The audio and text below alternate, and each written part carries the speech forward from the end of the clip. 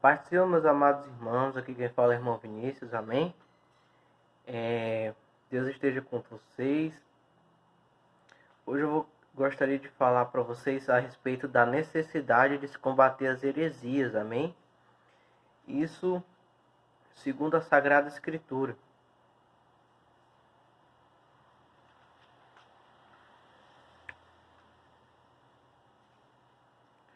Tem gente que acha que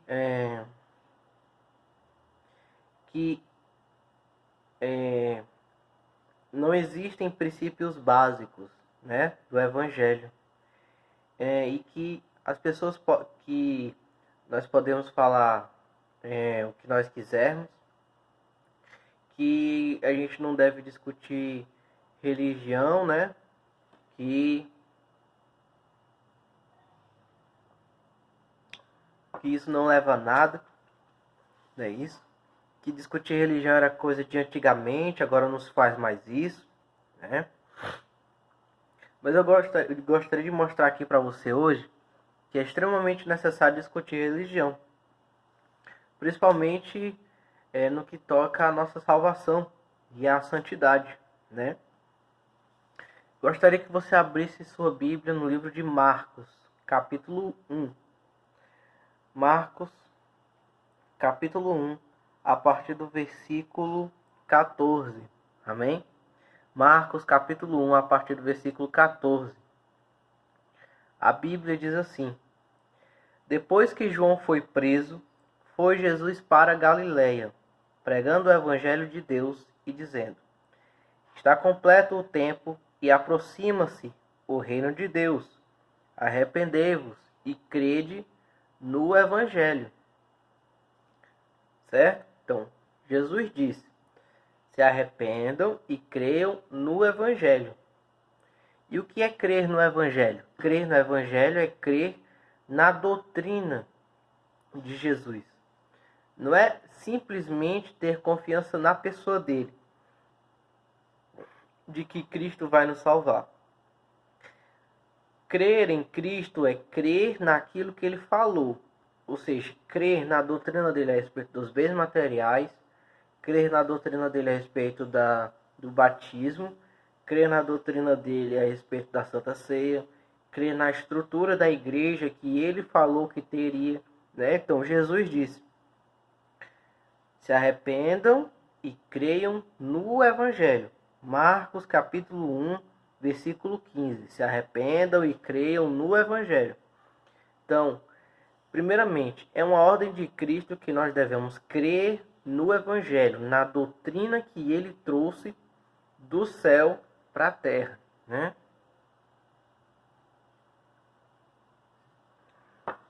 Muito bem, então, crer em Cristo não é necessário para a salvação?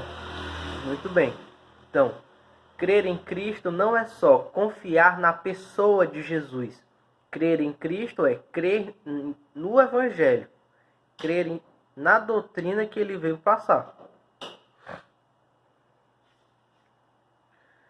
Existem algumas passagens, né, que algumas pessoas utilizam para dizer que não é necessário de maneira nenhuma crer em todo o corpo doutrinário que Jesus veio trazer, segundo as Escrituras, né? Uma passagem que se usa muito, né? Romanos capítulo 10, a partir do versículo 8. Romanos capítulo 10, a partir do versículo 8. A Bíblia diz assim, né? Mas que diz a Escritura? Perto de ti está a palavra, na tua boca e no teu coração. Esta é a palavra da fé que pregamos. Porque se confessares com a tua boca o Senhor Jesus, e creres no teu coração que Deus o ressuscitou dos mortos, serás salvo. Paulo disse em Romanos capítulo 10, que se nós confessarmos a Jesus Cristo e crermos que ele ressuscitou dos mortos, nós seremos salvos. Então, as pessoas usam essa passagem para dizer que não é necessário crer em toda a doutrina que Jesus veio trazer. Por quê? Porque Paulo diz que basta confessar Jesus e crer que ele ressuscitou dos mortos. Só que essa é uma interpretação equivocada. Por quê?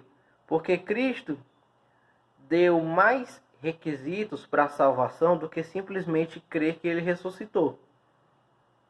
Por exemplo, em Mateus capítulo 25, Jesus disse: Apartai-vos de mim, malditos, para o fogo eterno, porque eu tive fome e não me deram de comer, tive sede e não me deram de beber, estava nu e não me vestiram, etc. Então, se é necessário fazer obras, né? As obras que são uma consequência da fé, se é necessário ter obras, por que Paulo não citou isso? Paulo não citou isso porque ele não estava falando, porque quando ele disse isso, ele não estava falando num contexto geral, né, para todas as pessoas, que se todas as pessoas simplesmente confessarem Jesus e crer que ele ressuscitou, elas serão salvas. Não. Paulo, quando ele disse isso, ele estava se referindo a um certo tipo de pessoa que tinha a sua fé incompleta, que ainda não tinha confessado Jesus e que ainda não cria que ele tinha ressuscitado dentre os mortos. E para essa pessoa que faltava isso à fé dela, Paulo diz: se confessares a Cristo e creres que Deus o ressuscitou dos mortos, serás salvo. Então, para essa pessoa que muito provavelmente era um judeu, né? Paulo diz que se ele confessar a Cristo e crer que Deus o ressuscitou dos mortos, ele vai ser salvo. Mas não é que basta isso para ser salvo. É que nós temos que, Jesus disse, Marcos capítulo 1, arrependei-vos e crede no Evangelho.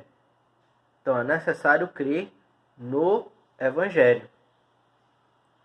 Outra passagem que as pessoas usam, né? Também se encontra em Romanos. Romanos capítulo 14, né?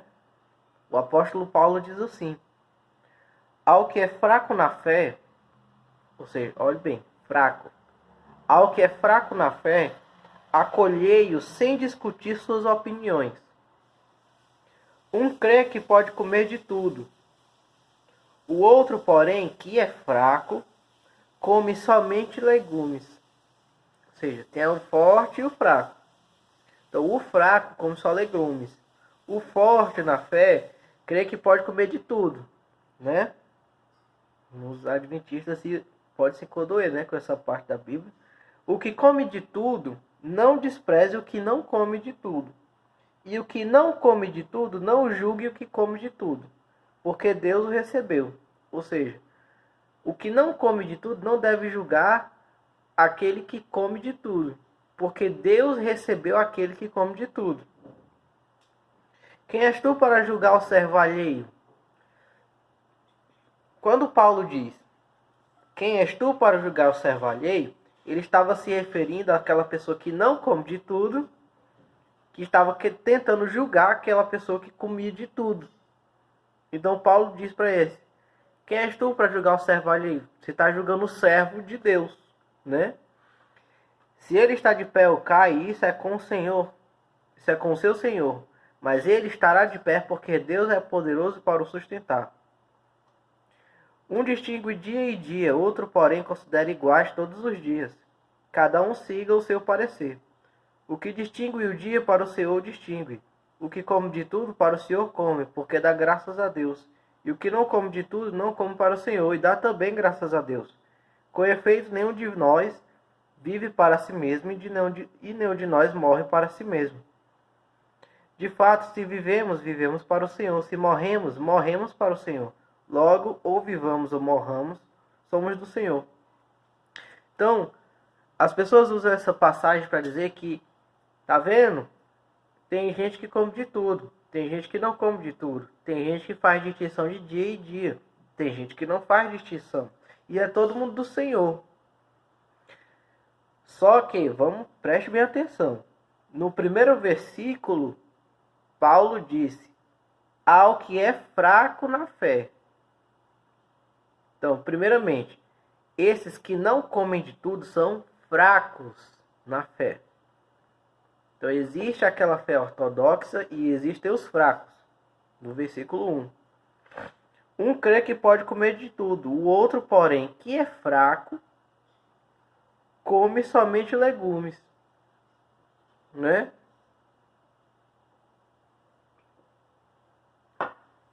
Então, o fraco come somente legumes. Então, e esse fraco tenta julgar o que come de tudo. E aí Paulo repreende esse fraco que tenta julgar o servo de Deus que come de tudo, o forte na fé, né? Então, essas que Paulo está dizendo é que essas pessoas devem ser acolhidas e depois é que elas devem ser convencidas, porque não existe dois evangelhos. Então, quem se recusa a comer de tudo é um fraco na fé, segundo o versículo 1 do capítulo 14 de Romanos. Romanos capítulo 14, versículo 1. Ao que é fraco na fé, acolhei-o sem discutir suas opiniões. Então, acolha ele sem discutir suas opiniões. E logo depois de acolher, é que você vai, né, convencer a pessoa. Muito bem.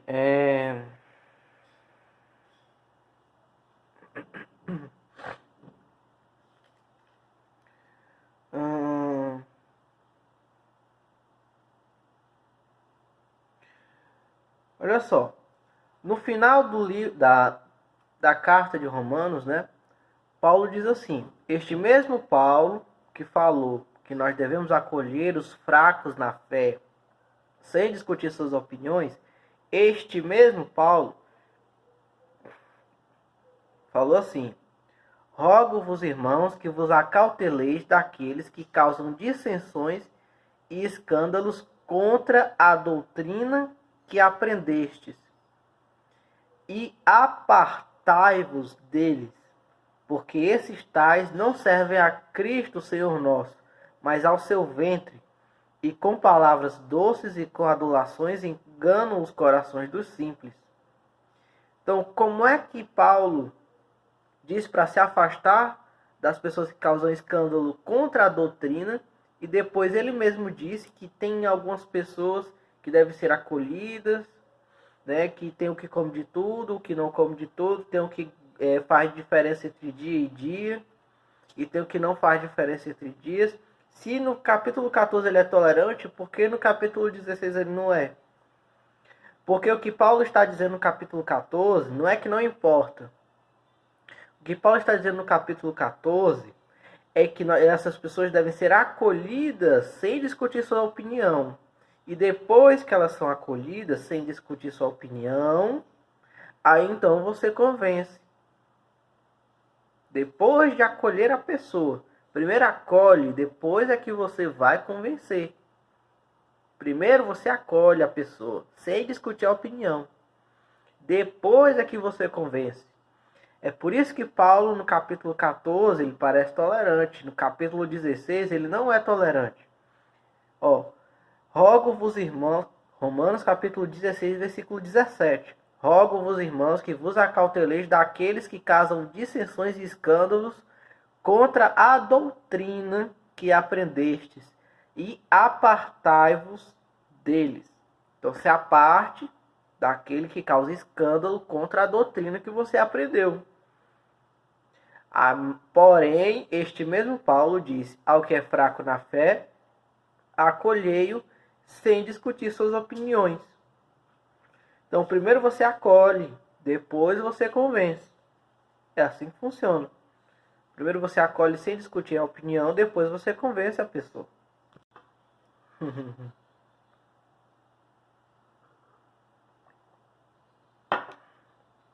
Então, não existe contradição no apóstolo Paulo, certo? Quando ele diz acolhei o fraco na fé sem discutir sua opinião, ele está falando sobre o acolhimento. Mas a partir do momento em que a pessoa é acolhida, ela deve ser convencida da verdade, né? Vamos continuar. Gostaria que você abrisse sua Bíblia em Gálatas, capítulo 5.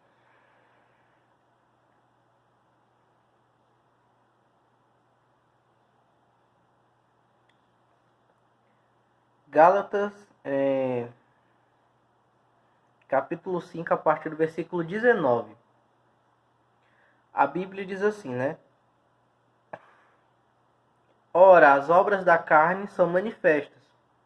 São a fornicação, a impureza, a luxúria, a idolatria, os malefícios, as inimizades, as contendas, as invejas, as iras, as rixas, as discordâncias, as heresias, os ciúmes, a embriaguez, as glutonarias e outras coisas semelhantes, sobre as quais vos previno, como já vos disse, que os que praticam não possuirão o reino de Deus.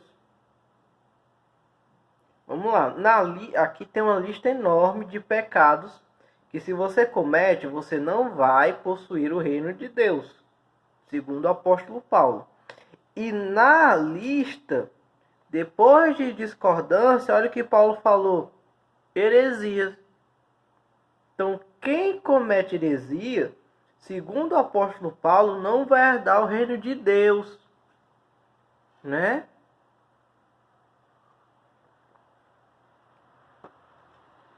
Gálatas, capítulo 5, versículo 20. Heresias. Versículo 21. Como já vos disse, estou bem no meio do versículo. Como já vos disse, que os que as praticam não possuirão o reino de Deus.